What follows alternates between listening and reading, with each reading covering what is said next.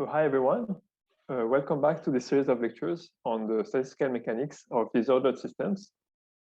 So let me start by reminding ourselves what we are doing.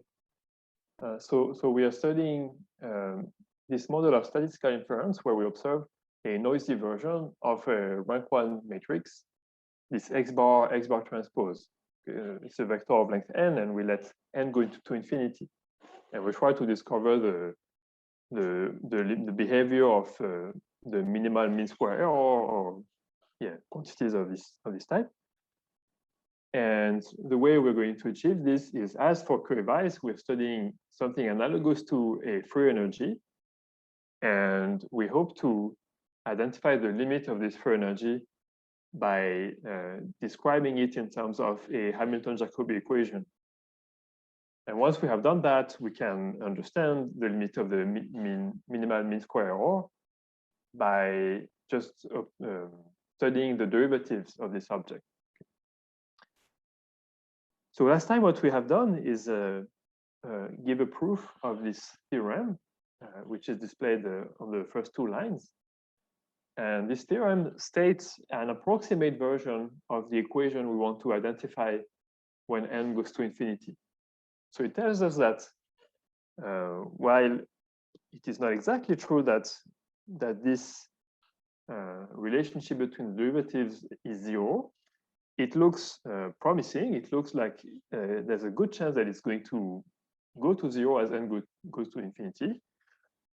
Partly because, okay, the first term is 1 over n times something, and this sort of term we are used to also from our study of query-wise. And the kind of novelty is that there's this extra term which speaks about the size of the fluctuations of Fn, the free energy Fn. And this I discussed briefly last time and said, this is a quote unquote classical thing that one can do. It's called concentration result. So concentration comes from the fact you're saying that some random variable is concentrated around its mean. And so in the problem set number 9, I propose a step-by-step way to derive some concentration result, not the optimal one, but something that will be sufficient for our purposes. And the concentration result that we get from there is that this difference between Fn and Fn bar is bounded by some constant over n to the 1/3. So anything that goes to 0 would be fine for me. Okay, so yeah, I did not emphasize this, but another difference with query-wise is, of course, that the free energy Fn is random, and so we have Fn and we have Fn bar. Okay, and so this equation is for Fn bar, and we're going to try to find an equation for Fn bar. But as we see from this display, Fn is close to Fn bar. So there's a question in the chat. The limits. So this I don't know. So yeah, that's a good question. I don't know what will be the limit. So maybe you can hope to prove a CLT, but maybe without the supremum. With the supremum, I suppose that if you just rescale this, so there's a square, so you have to rescale by n, and I suppose this will still diverge because you have a supremum here. So if you remove the supremum, then maybe you can prove it without the square it converges to a Gaussian, but this I'm not sure how to. At least I haven't thought about it carefully. Maybe some people have. Yeah, it may have been proved actually. There's a paper, I think. Yeah, okay. So maybe this has been proved actually, at least in some versions. Okay, so one last thing I want to. So now what I want to do today is complete the arguments, really explain how we go from this to saying that indeed, as n goes to infinity, Fn bar converges to the solution of the partial differential equation. And so I will have to explain how we deal with this. And there's some subtlety that comes from the fact that the concentration we have is for Fn, but the error term that is on display in the inequality is for the derivatives of Fn. And one of the tools we're going to use in order to get control of this is the fact that Fn bar is convex. So we've seen that last time. And in fact, I also would like to say that Fn is kind of convex. So it's not true that Fn is convex, but it's almost true. And I'm going to explain exactly what I mean by this. So last time, you may or may not remember, but if you don't remember, it's okay. I'm going to recall it here. We computed the second derivative of Fn. And we found that it is the variance of this quantity we denoted Hn prime last time. And there was some correction term which had this form.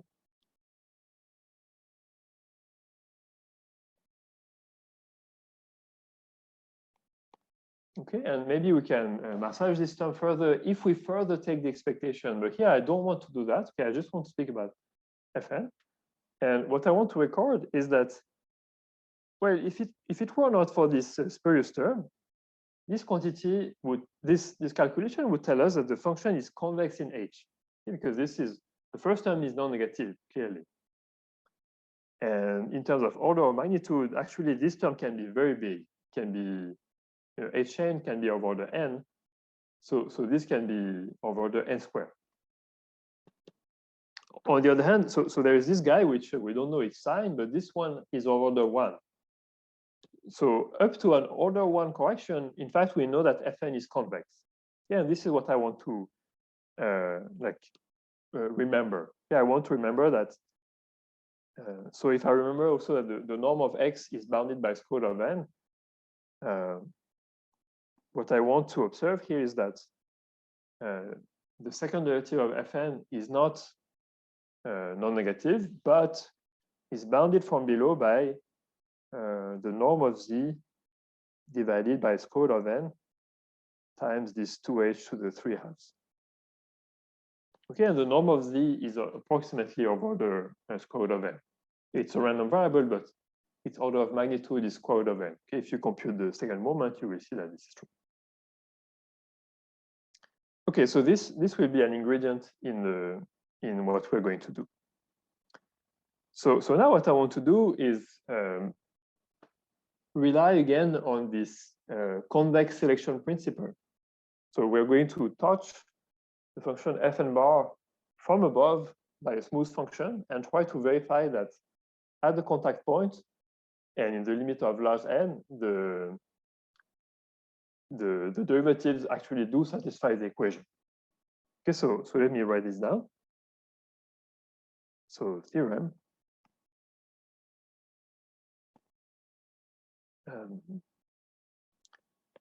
Oops. Okay, so maybe I should have said it earlier. So it's also true that Fn bar is uniformly Lipschitz. Okay, when we express the derivatives, it's easy to see that they are always bounded by 1. Okay, so just as for Curie-Weiss, it's clear that by Arzola-Ascoli, we can, this sequence Fn bar is pre-compact. Okay, we can extract converging subsequences. So I'm going to talk about one possible subsequential limit. I'll call it F.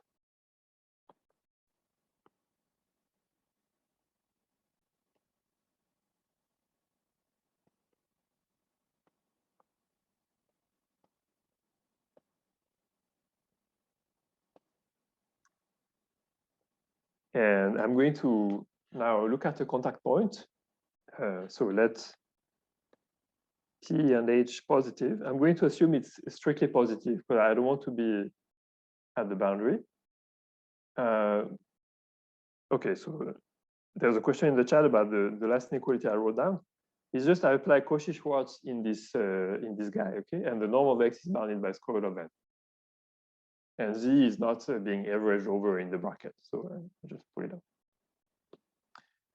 Okay, so I take a contact point, I detach it from 0, and I take a smooth function.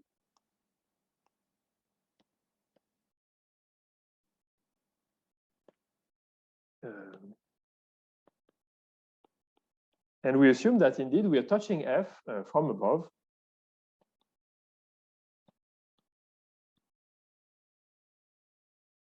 And we, for convenience, I'm going to say it's strict local maximum.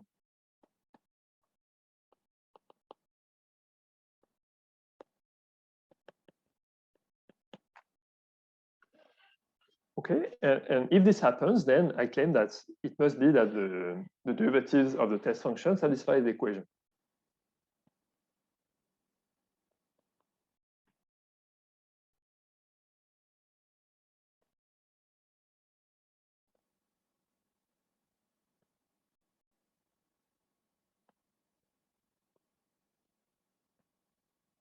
Okay, this is exactly what we need in order to apply our convex selection principle. Okay, so that's what I want to prove. Is it clear? Are there further questions?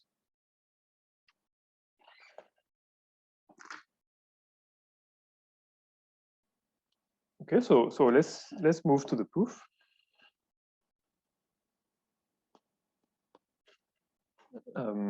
So I'm going to ignore I'm not going to denote explicitly the subsequence. Okay, I'm going to just pretend that it's actually converging without taking subsequence, just for convenience of notation. And as we have discussed several times already, if we have this thing converging to F, and we have this strict local maximum for F minus phi, we can find a sequence of points. Let's call them Tn Hn, such that Fn bar minus phi has a local maximum. Okay, so and Tn Hn converges to Th. So oops. So let Th positive and phi in C infinity be as in the statement.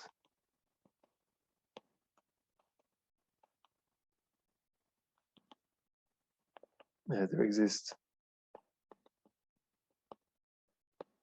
Tn Hn converging to Th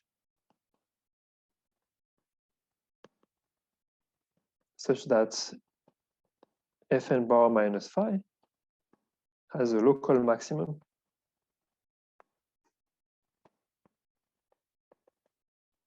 at Tn Hn.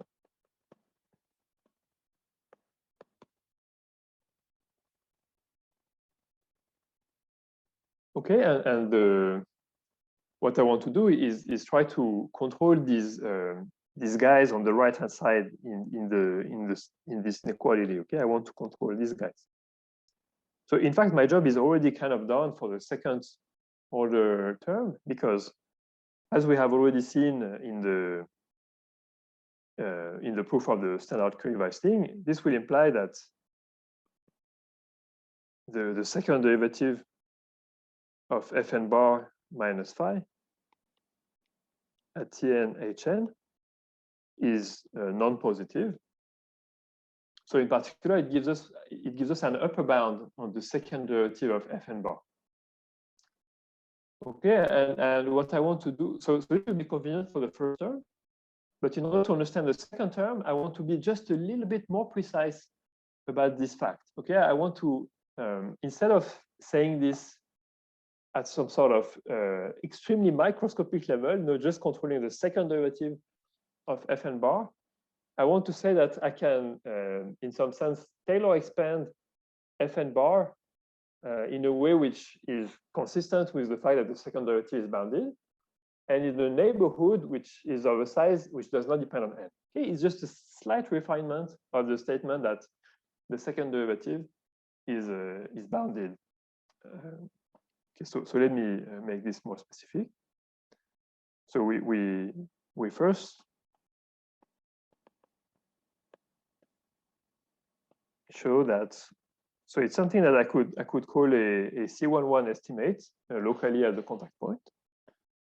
So, and if this name doesn't talk to you, let's just forget about it. It's just a name I give.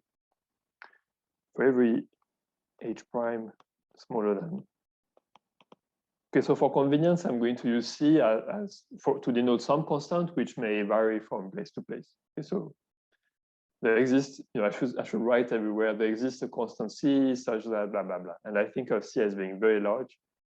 So here I'm saying for every H prime sufficiently small, I want the following to be valid.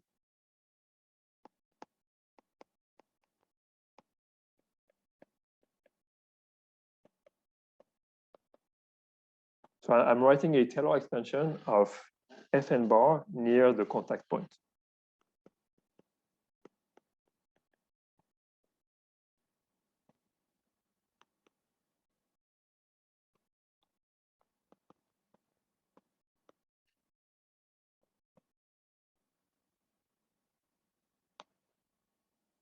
Okay, so I hope that this makes sense. It's saying that it relates to the fact that the second derivative is bounded, right? Because at least the fact that the second derivative of Fn bar is bounded is a consequence of this estimate because there is this C here.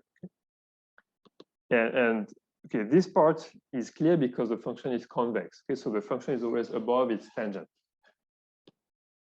So this is by convexity. Okay, so what I need to justify is this part. So I'm going to do this. And well, I call this a Taylor expansion, but in fact, I'm going to use, oh yes, thanks for the comment. It's indeed H prime here on the right. Absolutely right. Thanks a lot. Okay, so I'm going to rely on the, let's say, an exact Taylor expansion to prove this. So by I don't know, Taylor expansion with remainder.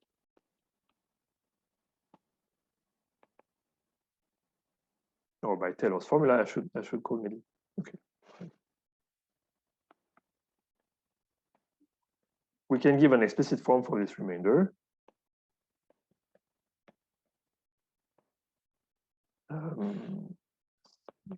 This.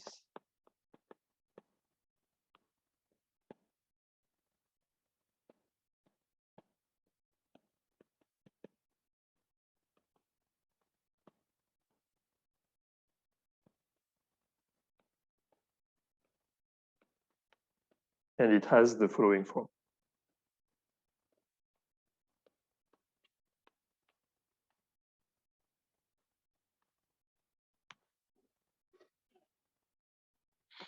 Okay, and now I want to use that.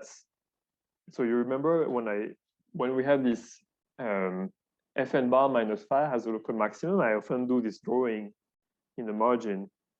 So this would be Fn bar and this would be phi to illustrate the situation we have in mind.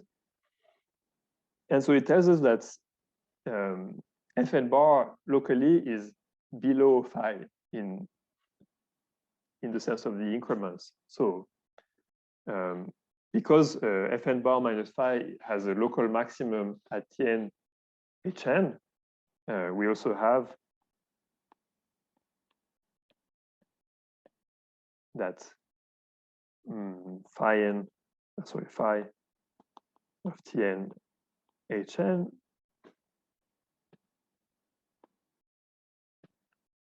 plus H prime minus phi of Tn Hn is smaller than Fn bar of Tn Hn plus H prime minus Fn bar of Tn Hn. Okay, if you reorganize the terms here, you see the, yes, thanks for this other comment. I forgot the bar here. Thanks a lot. I'm very happy that you catch my mistakes. Thanks for being attentive. Okay, so this is true because if you just move around the terms, you see that it means the said thing. Oh, except I did it the other way around. Sorry, pi is above. Wow. Okay, so I'm doing a couple of mistakes this morning. This at the beginning of this session.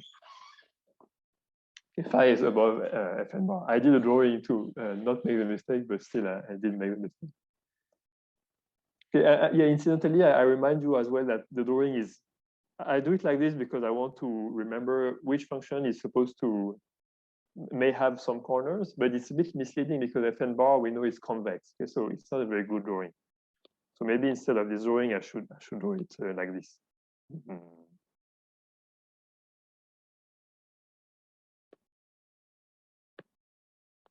You know, maybe phi is like here, and this is Fn bar. Okay, something like this. And the contact point would be here. Okay, and indeed the point is that because there is this contact point, we are showing that near the contact point, Fn bar must be regular in some sense. Okay, so where do I want to go with this? So now if I want, I can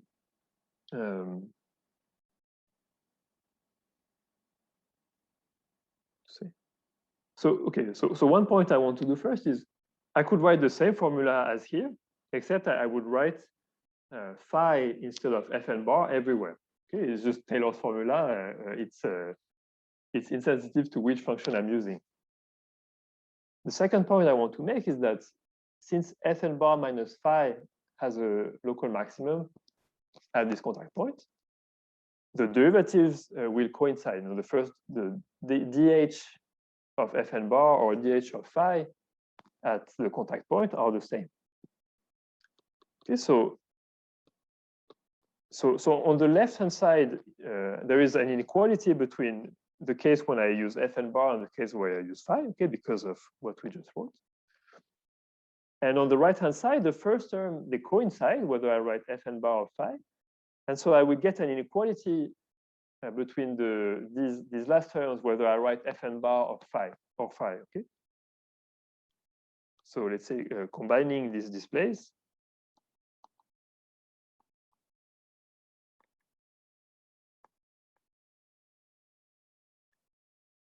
And by this, I mean, including the display I have not written where you write phi everywhere.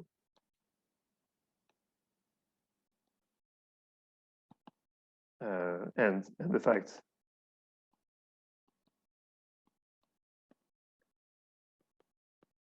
that these derivatives are the same.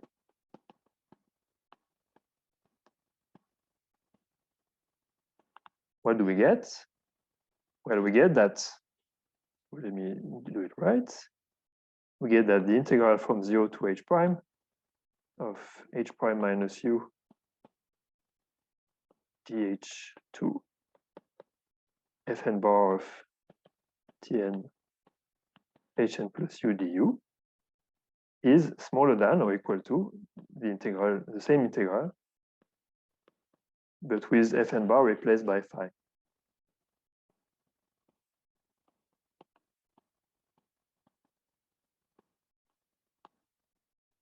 Okay, and now phi is smooth. So it's clear that the integral on the right is bounded by a constant times h prime squared. Okay, the square comes from the fact that h prime minus u is at most h prime, and the length of the integral is at most is h prime. Okay, so this is bounded by some constant times h prime squared. Okay, the constant is allowed to depend on phi. And so now I know this, I can just go back one more time to this display on top of the screen. Oops, sorry about this. To the display on top of the screen, which is here. And now replace this integral by the bound we have just discovered. And this is exactly the estimate that I proposed that we prove. Okay, so let me display it one more time. What we wanted to prove is this. And so we have just gotten it. Okay.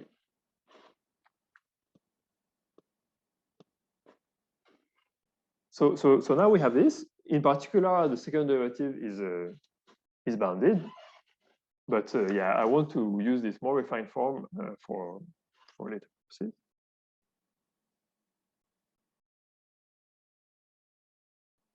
Okay, so now let's turn to the thing we really want to control. So now we focus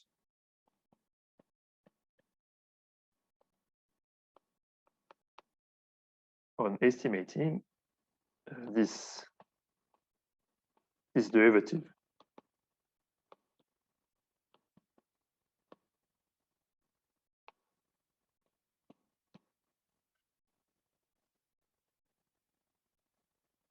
Okay, and so this is where I'm going to also use that Fn is, I should say, semi-convex, if that talks to you. Anyway, the second derivative is bounded from below by something like which is kind of like a constant. So I'm going to say like this. So for every h prime sufficiently small, we have that the second derivative of Fn at Tn Hn plus h prime is bounded from below by minus c and then the norm of z divided by square root of n. So if you remember at the very beginning of today's discussion, I recalled the estimate which had this 1 over h to the 3 halves involved. But here I'm focusing on a contact point which is strictly positive. Okay, h is strictly positive, and Hn converges to h. So if n is sufficiently large, Hn will be strictly positive and away from 0. For n sufficiently large, I can find some constants such that Hn is above this constant.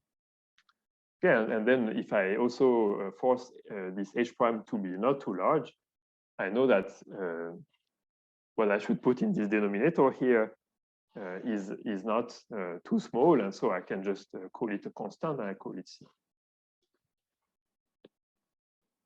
It's just to simplify a bit the notation.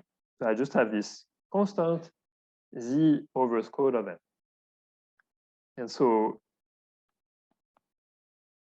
for this guy, when I try to understand this this Taylor expansion,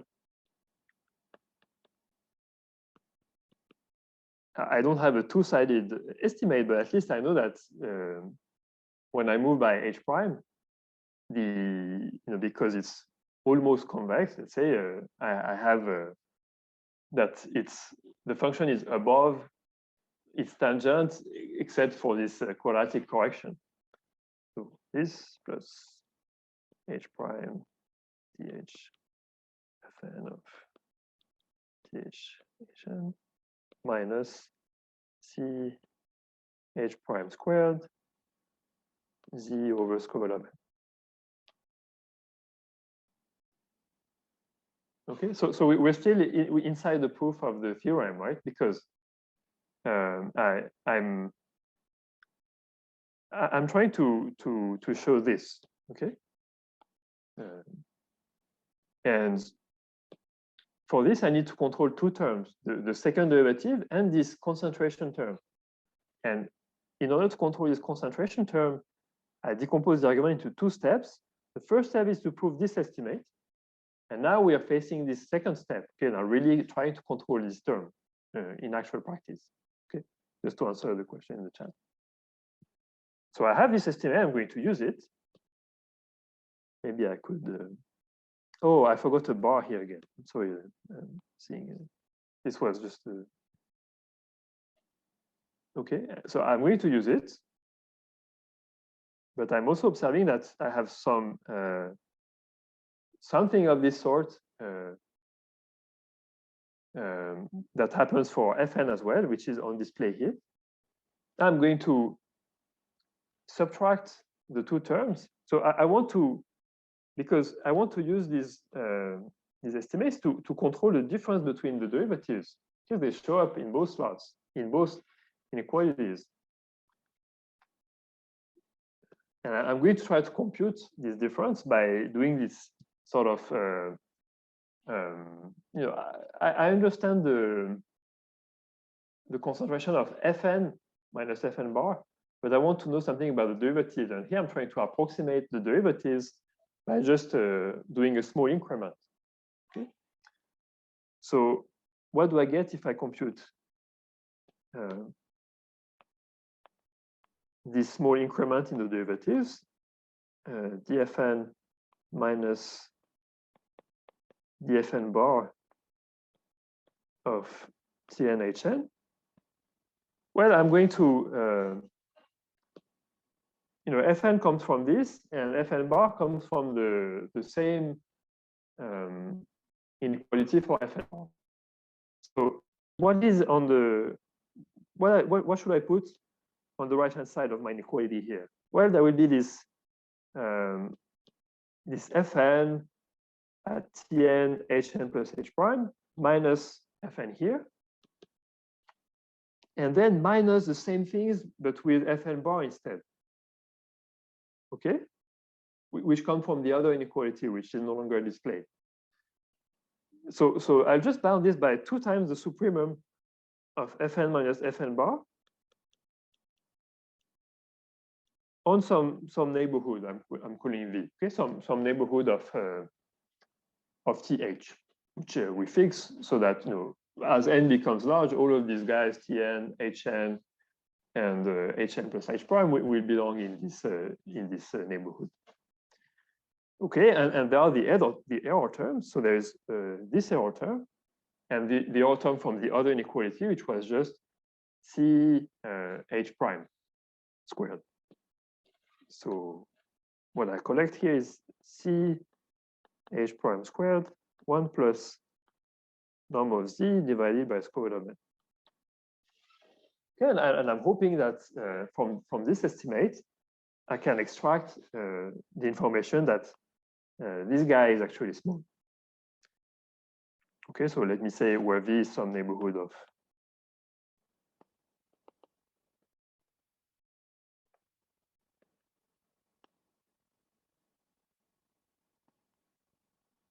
it doesn't need to be small. We can be very generous in the definition of th. Okay, so this we know is true for any h prime in a small neighborhood. As soon as h prime is not too large, independently of n. So what do I want to do? I would like to take h prime to be aligned with this quantity, but it cannot be too large. So I'm going to choose. So let's choose for some. Let me say it like this. So for some lambda not too large to be fixed later, to be chosen, we fix h prime to be lambda times this difference of derivatives divided by the norm of this guy.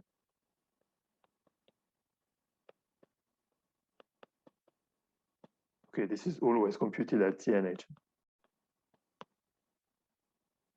Okay, so I'm going to plug in the estimates using this choice.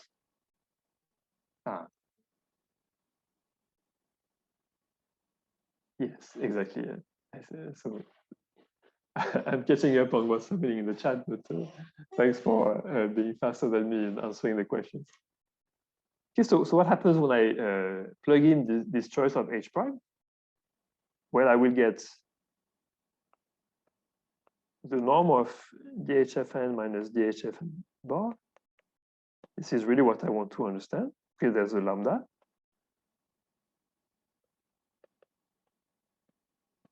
Is smaller than twice the supremum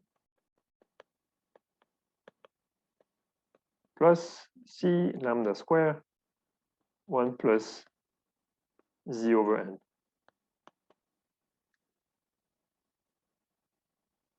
Okay, and now I want to estimate the expectation of the square of the guy on the left.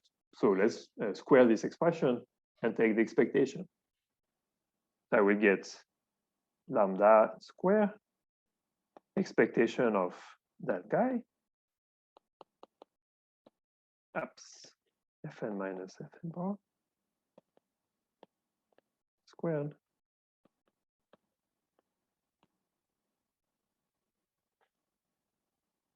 is smaller than, okay, so I'm going to put an 8 just to be on the safe side.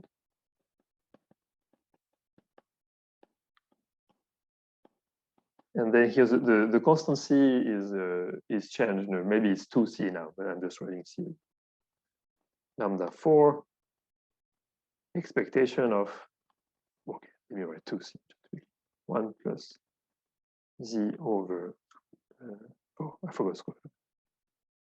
Square root of n, everything squared. Okay.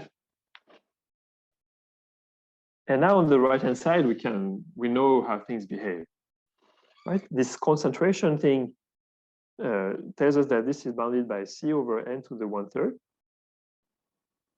And this guy, so z square is the sum of squares of Gaussians, and they are just standard Gaussians. There are n of them.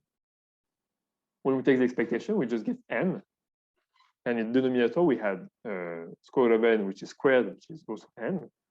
So this whole thing in the expectation is just bounded by a constant. So I'm going to call plus c lambda to the 4. Okay, c is changing. All right, and now what remains to do is to just choose some lambda. So what lambda would I like to choose? So I guess n to the 1/6 would be nice. No, I'm going to take lambda to the 4 to be, so choose. I'm going to make it so that the two terms on the right-hand side are the same order.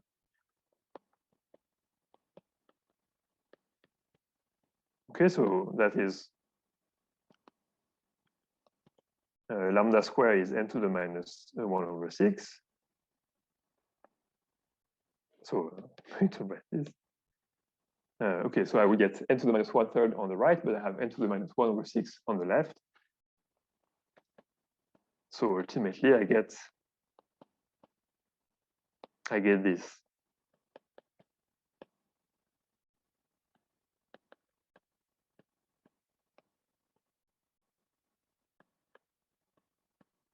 Okay, and now that's essentially the end of the proof now, because once I have this estimate, I can plug it into this approximate Hamilton-Jacobi equation we reviewed at the beginning, and then I let n go to infinity, and I get the result. So let's do this. So recall that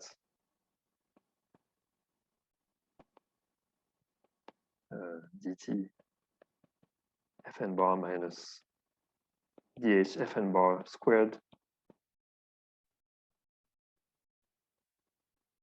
is bounded by 1/n dh plus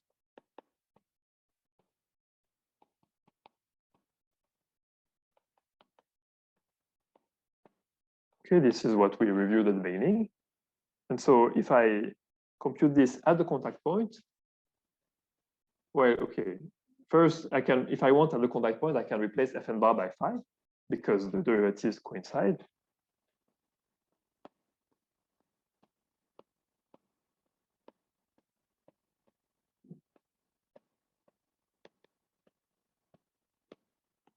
Now on the right-hand side, we said at the contact point, we observe that this guy is bounded by a constant. I'm going to write c over n. And we just observed as well that this guy is bounded by a constant divided by n to the 1/6.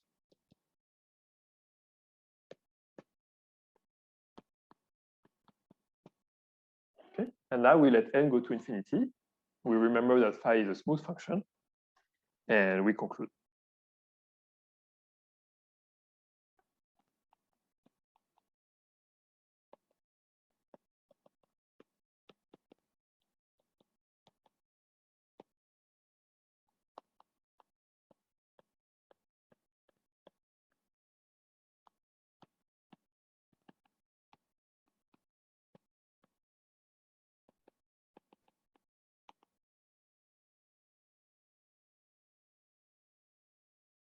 Other questions? So that's the end of the proof.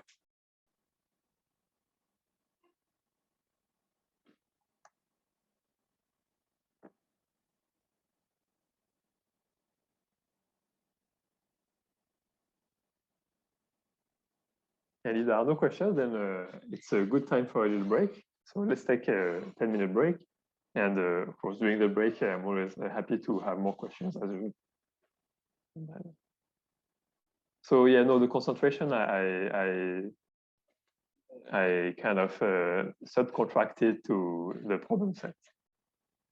But yeah, I hope it's I try to decompose it in some step-by-step way, and I hope it's doable. I guess at some point, like there are people working on the overleaf documents, and they have been doing tremendously great work. So in particular, I would not be surprised if at some point someone writes a solution also in the overleaf documents. But yeah, if you haven't done it yet, I encourage you to check out what's going on in the overleaf documents. You can see it on the course website. Okay, so there are transcripts of what we talk about, and there are solutions to many exercises that are in the problem set.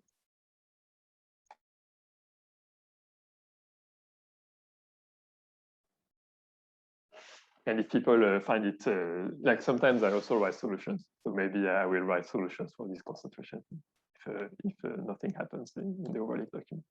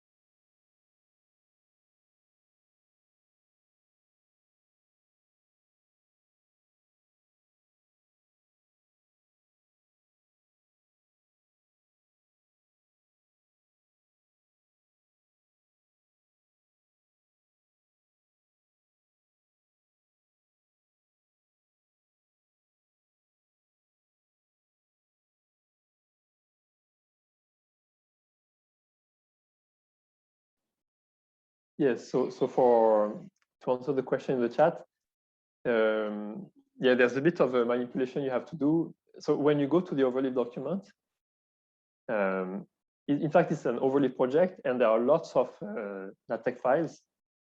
And when you arrive, I think the main file is lecture notes, and you see the transcript. But there are other files called SPS1, like a solution to problem set, SPS1, SPS2, etc. If you click on those and then you click on recompile, then you will see the solutions to the corresponding problems.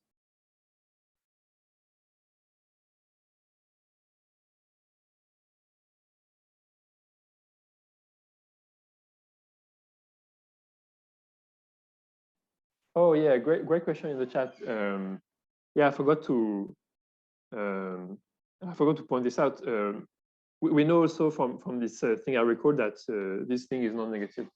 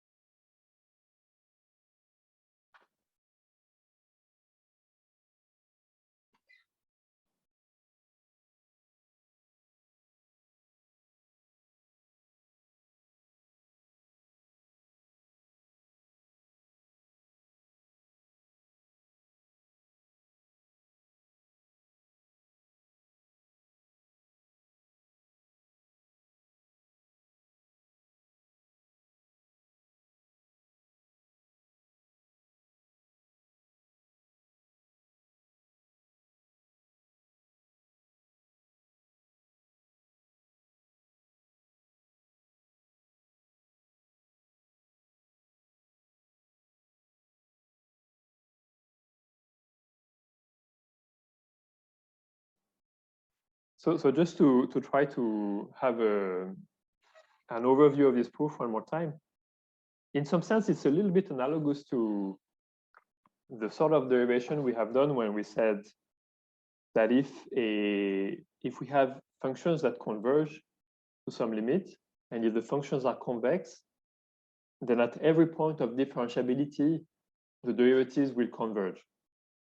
And here the idea is very similar, because what we are doing is we're saying, oh, but look, at the contact point, in fact, okay, I would like to say C11, but if you don't like this language, let's just say C2 as a shorthand. At the contact point, essentially our functions are C2.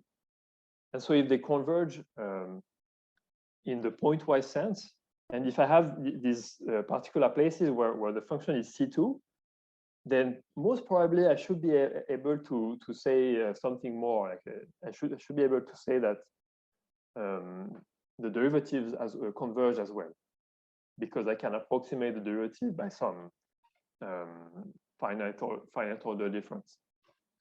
So that's the gist of the proof. And in fact, for Fn itself, we only have a one-sided estimate on the second derivative, which is here. But this is sufficient, as we have seen. Okay, so yeah, let's recap one more time. So we have this. We start from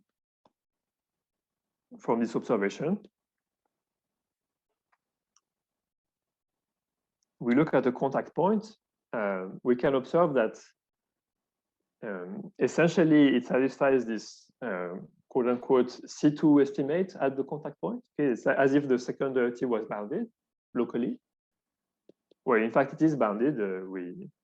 But we know that only exactly at the contact point. But this tells us that we can, in some sense, locally pretend that the second derivative is bounded even a little bit away from the contact point. And once we have this, we can express the difference between the derivatives as some finite difference question on Fn up to a small error. Yeah, an error which is of higher order. You see, it's a square error compared with the other terms which are of order 1. Okay, and then we just optimize and we get the result. Okay, and it's, yeah, that's what I want to say. All right, so what is missing now from this to our conclusion? There is one technical detail, which is that when we described the convex selection principle, it was for functions and equations that were defined on the entire real line. The H guy was defined in R, while here in this problem of statistical inference, we have restricted H to be non-negative. Okay, so I have to, the last bit that remains between us and the conclusion is to explain how to remove this technical annoyance, let's say. So let me say this. So to conclude with the convex selection principle.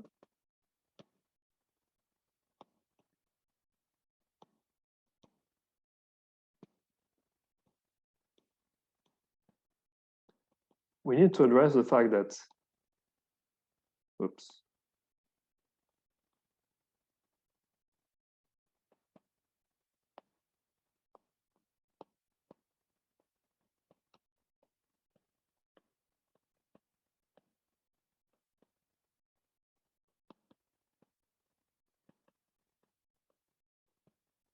H to this non-negative interval. Okay, well, before it was ranging in R. And in fact, when we're doing this, so in this specific context, there's a cheap trick that allows to get rid of this problem, which is not available in general. So I'm going to comment for what we do in more general settings later. But for now, I'm just going to explain the chip trick, which will allow to just complete the argument. So here we can simply solve this issue by just completing by symmetry. By reflection, we're going to extend the functions by saying that if h is negative, then we're going to set the function to be its value at the mirror image. Okay, so here we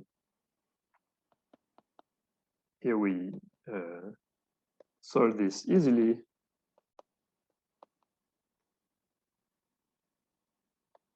by extending the function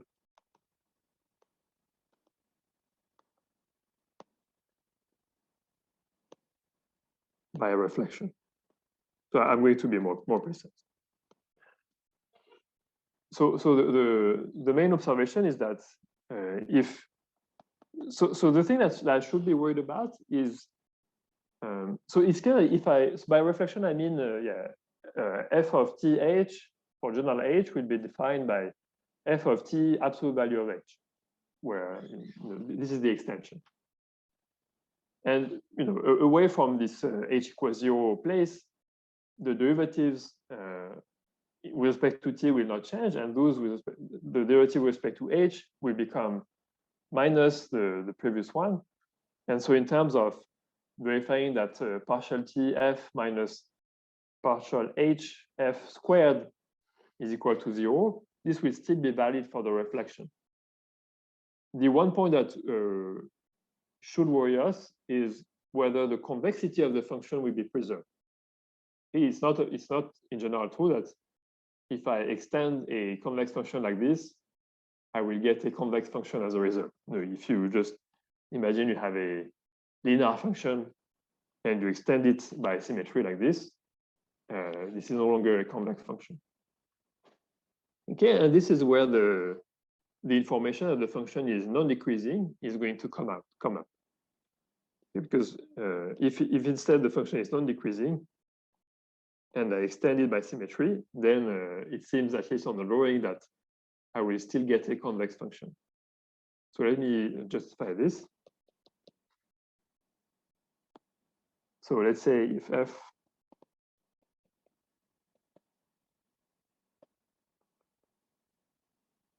so r plus is 0 infinity, okay, close. So r plus squared to r is convex and increasing in the second variable. I'm going to call it h.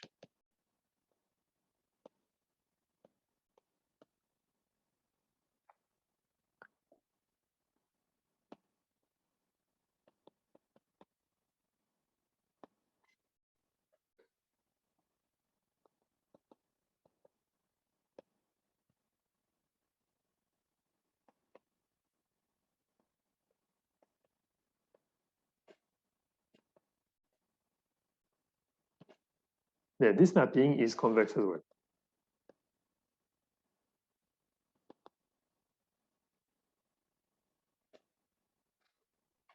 Okay, so let's verify this. So indeed,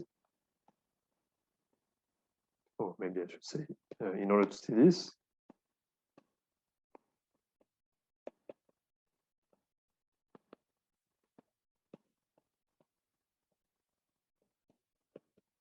We need to verify that for every alpha in 0, 1, t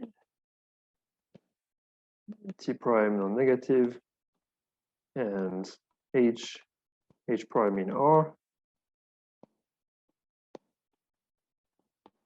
we have the convexity property, which is that f of alpha t plus 1 minus alpha t prime alpha h plus 1 minus alpha h prime. Okay, so I'm going to put absolute values everywhere. that this is always smaller than alpha f of t absolute value of h plus 1 minus alpha f of t prime absolute value of h prime. Okay, so I have to verify this. So I'm going to make a, so it will depend on the signs of h and h prime. And so I'm going to first reduce the number of possibilities by making a few observations. So first of all, yeah, if we change h and h prime to their opposites, then we don't really change the question.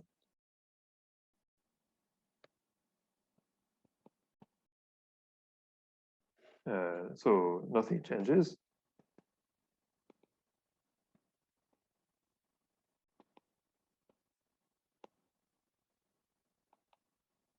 Right, because there are absolute values everywhere.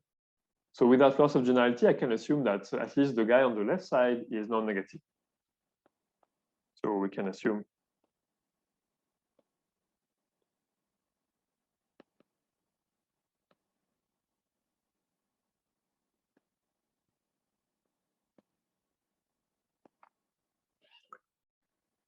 Okay, and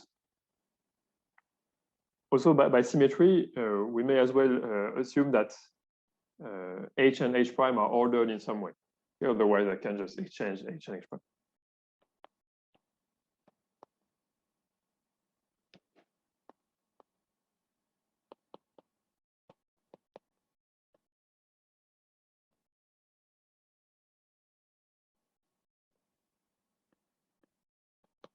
Okay, so now, well, if both h and h prime are non-negative, then the result is true because we assume f is convex. So there's nothing to do.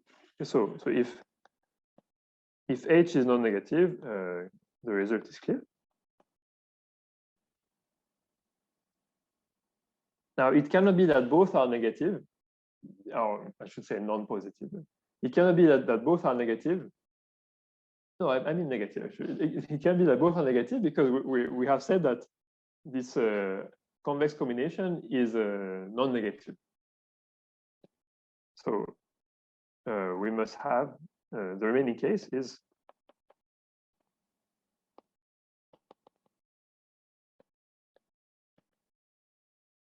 h is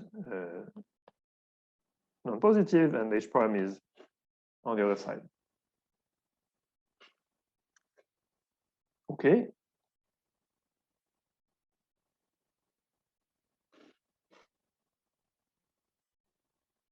And so in this case, yes, I'm going to say in this case,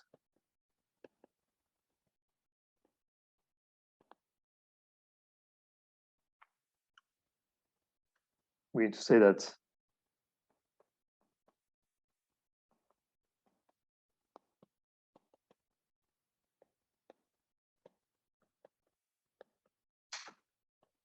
okay, so this is what I want to estimate. Okay, I assume that that the term here is non-negative, so I don't need to put absolute values. And I'm going to first use the information that the function is increasing in h. When I say increasing, I should say non-decreasing. I just dislike saying non-decreasing. But okay, I should say non-decreasing. So first I use this non-decreasing to replace h by its absolute value.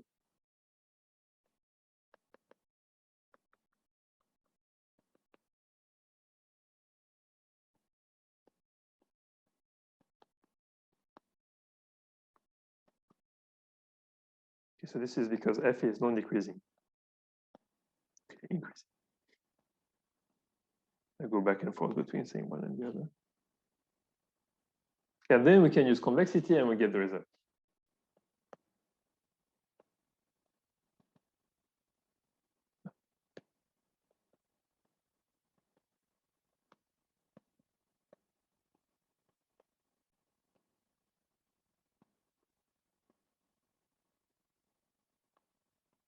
Okay, and h prime is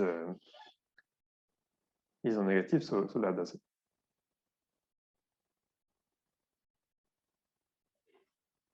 Well, I guess I could have. Yeah, anyway, that's a proof. Okay, so after we have done that, we can really come back to our convex selection principle and using the theorem we have just proved, the result comes out. So after this extension is performed,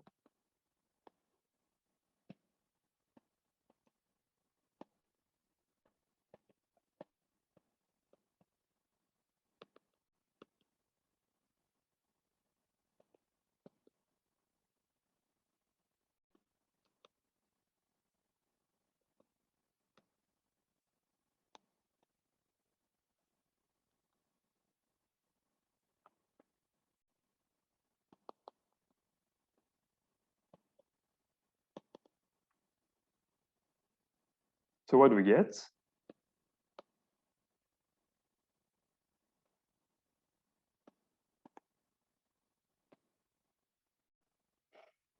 So again, I repeat, Fn bar, we know it's pre-compact. And now, using this convex selection principle, we know that any subsequential limit must be a viscosity solution of the equation that we talked about. We also know that the initial condition converges. In fact, it does not depend on n. So really, we have identified a unique possible limit for this sequence. And so we know it's convergent.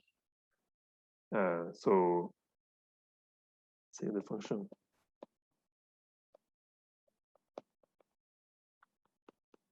Fn bar converges to the unique viscosity solution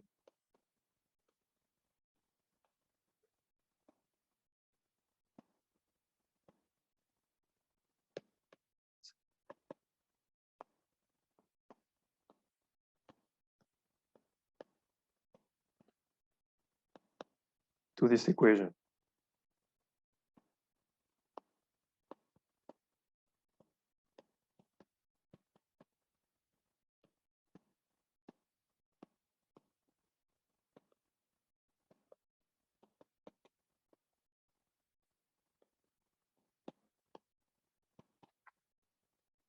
Okay, so this is just by combining the convex selection principle with the theorem we proved in the first part of today's discussion. Okay, and by Hoff's, so in this case it's nice because we can use Hopf and Hopf-Flachs if we want. Okay, the initial condition is convex, but also the nonlinearity is convex, so we can use each of the two.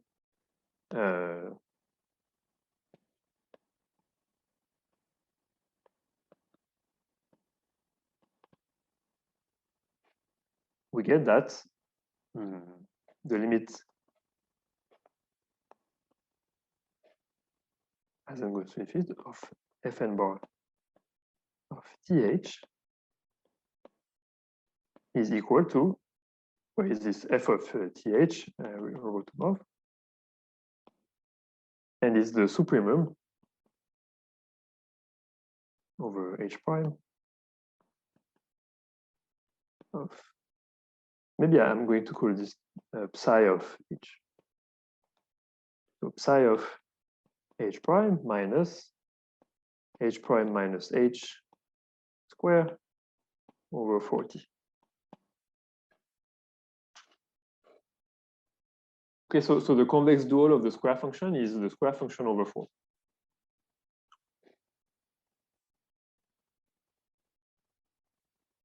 And in fact, so when h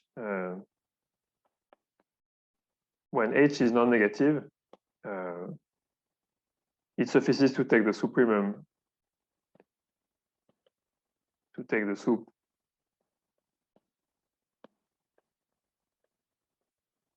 over h prime non-negative. Okay, and now we are really we're essentially now it's downhill from here. Let's say now we have the harder part of the task claim was to identify the limit of the free energy. Now this is done.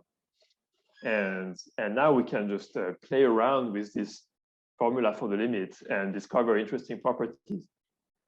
So like with query-wise, we're going to observe that this function will have a phase transition as t varies. So for small t, at least locally near the origin, it looks like a parabola, and then ultimately it goes linearly. And for small t, this picture stays like this. And then at some point, the function will start to have a corner at h equals 0.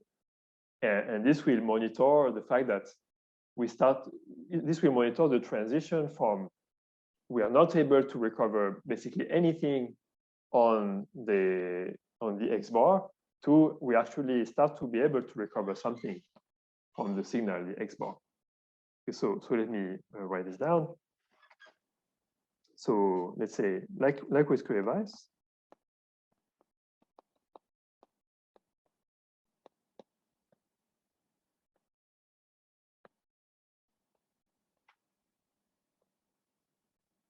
one can check that. Yeah, so I should say, so let's say that under the assumption that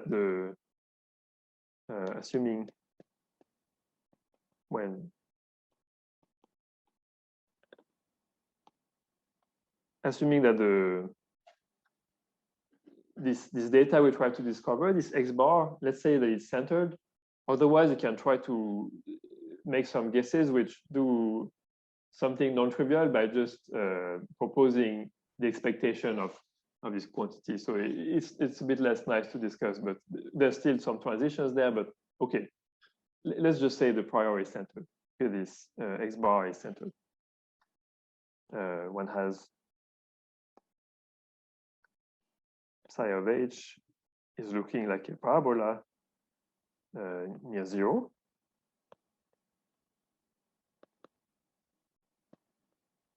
And therefore, that there exists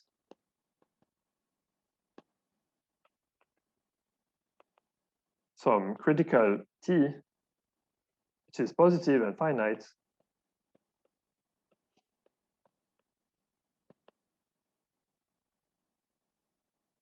such that so whenever if t is smaller than tc,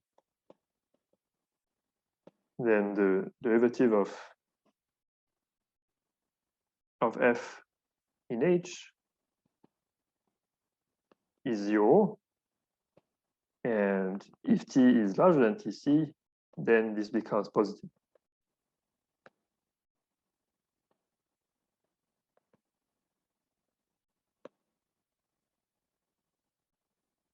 Okay, so in terms of the, and recall that th fn bar is 1 over n, the expectation of x dot x bar. Okay, so we're going to recover information about this quantity, which was the quantity appearing in the minimal mean square error. Yeah, so if you study there's a question in the chat about what happens when t equals tc, and in general it will depend on the specifics of psi. So if you choose a specific psi, then you're going to discover what happens one way or another. Okay. It can be positive or not. So concretely, this means that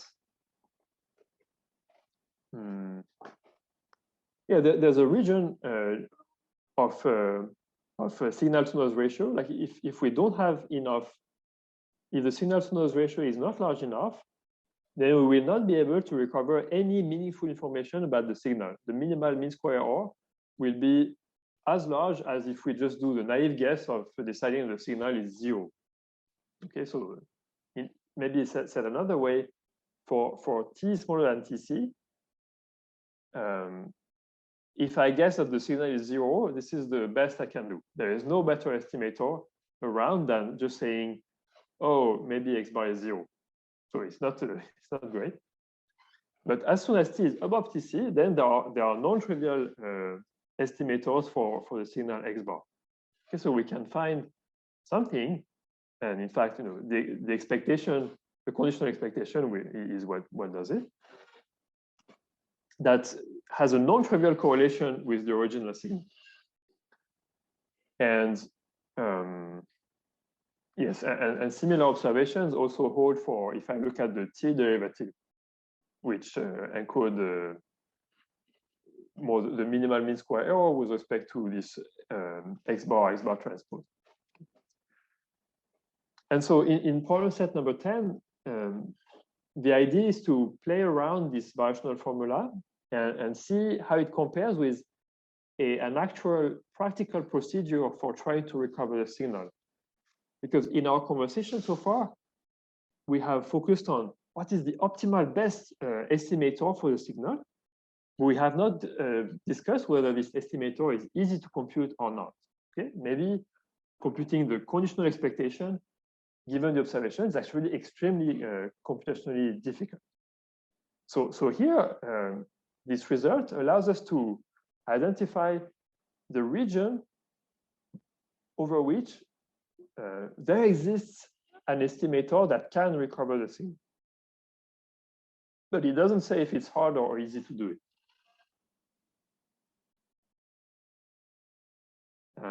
Yes. So indeed, so in this case, that's a good question in the chat about this addition of this parameter h.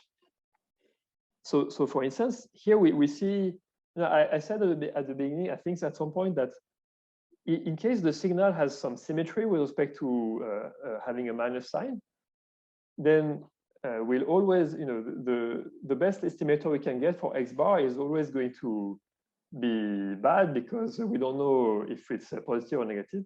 So when we add just a tiny bit of h, we are kind of breaking the symmetry, and suddenly it becomes possible, and we can do good recovery of the signal. There's one way to break the symmetry, and in practice, the way it's like for Curie Weiss, when we try to decide what's the magnetization at h equals 0, it's best to break the symmetry a little bit and add a little bit of h. So perhaps it would have been nicer if I discussed how it behaves as when we vary the t, because there the function will be differentiable for most values of t. So similarly for the t derivative, I should say this is not exactly right. I should have said this is the derivative on the from the right side, because it has a corner there. So it's really like with Curie Weiss, there's a corner. But this is not so in general for the t derivative.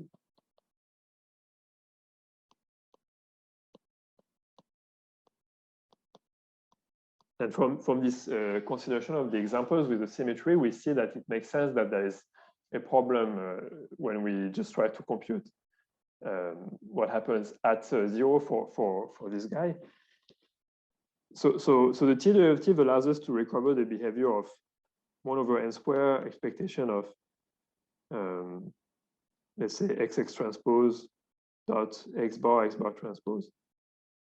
Okay, and this is what appears when we think about the minimal mean square error when we try to recover really the matrix, the x bar transpose.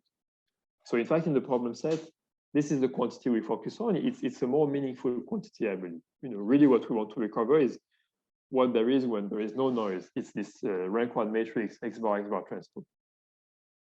Okay, and here, most points will be actually differentiable. So even at h equals 0, we can recover the limit in this way. Okay, does that make sense, the comments I said?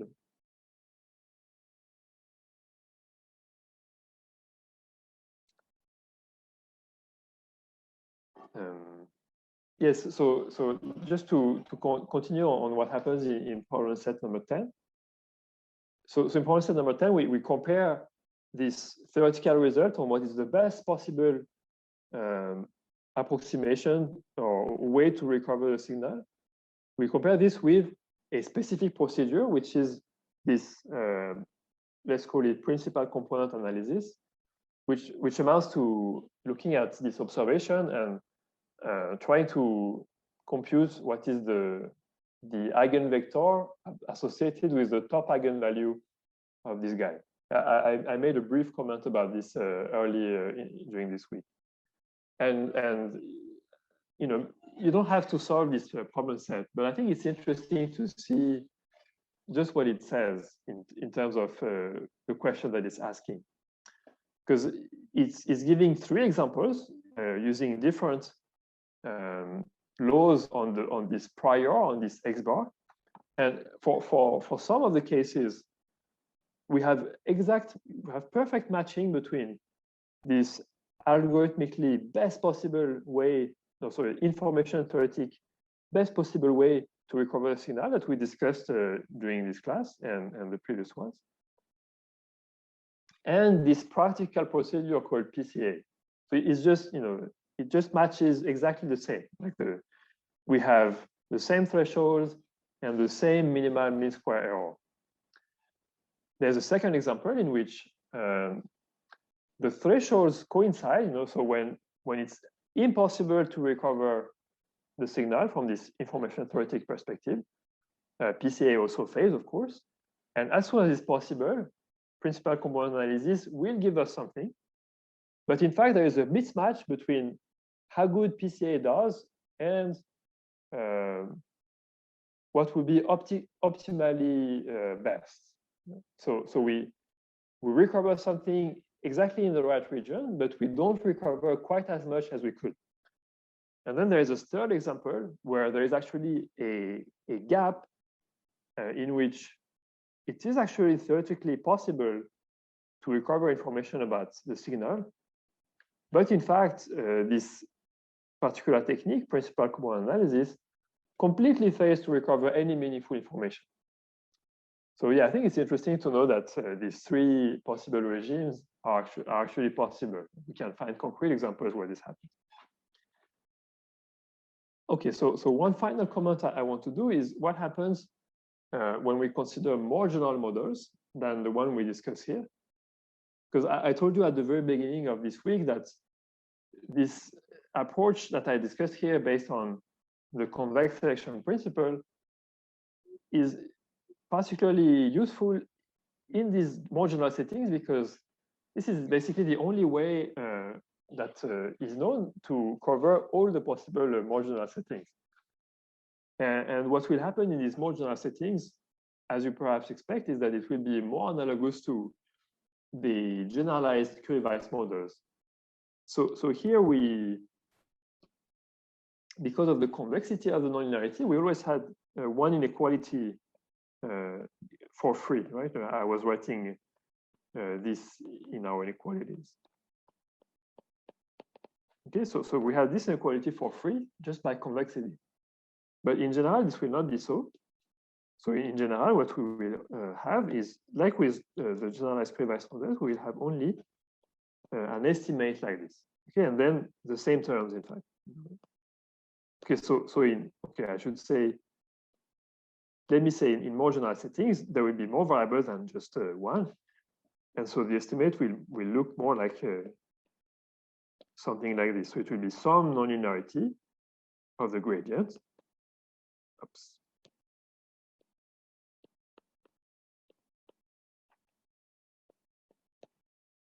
And then we'll have some estimate that involves the Laplacian of this function. And some estimate on the derivative of this function, on the concentration of this derivative. Okay, so structure very similar, but crucially, we have to worry about both sides now. And this is where this convex selection principle really shows its most usefulness. Yeah, last comment is that, so in this case, I did not describe yet exactly what is this extra variable. And in fact, it has to be a positive semi-definite matrix. So it's kind of So the extra variable H becomes a positive semi-definite matrix.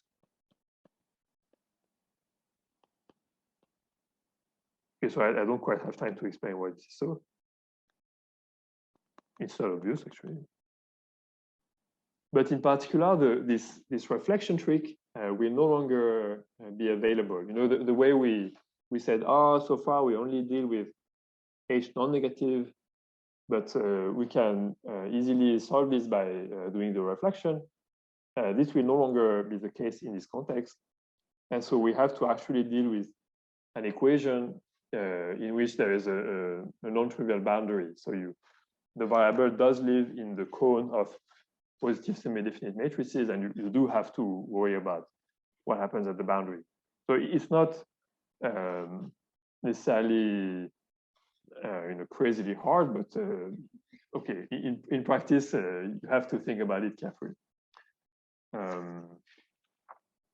Let me think if I had other things to say. I think that's what I want to say. So that closes our chapter on statistical inference, and my goal for next week is then to turn to spin glasses.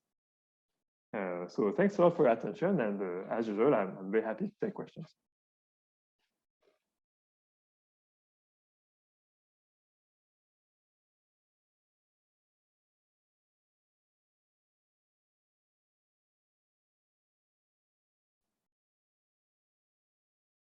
Yeah, so there's a question in the chat about how TC depends on the law of X bar. Well, you can find one bound on TC if you know that this initial condition is bounded by a constant times H square, then you can do this using the comparison principle. You can find a bound for TC. We know that TC is below something, and not always, but oftentimes this will give you a pretty good prediction for what TC is. And this C, near H equals 0, the behavior is prescribed by the second moment of X bar 1. So in some sense, at least as a first guess, you should think that TC is basically the inverse of the second moment of X bar. But in practice, things are more subtle because sometimes the singularity starts to occur because of the behavior of this initial condition far away from the origin. So it's a nice rule of thumb, but there are some subtleties. So down the road, you have to analyze the variational problem. Okay, so last week I finished a bit late, but this week I finished a bit early.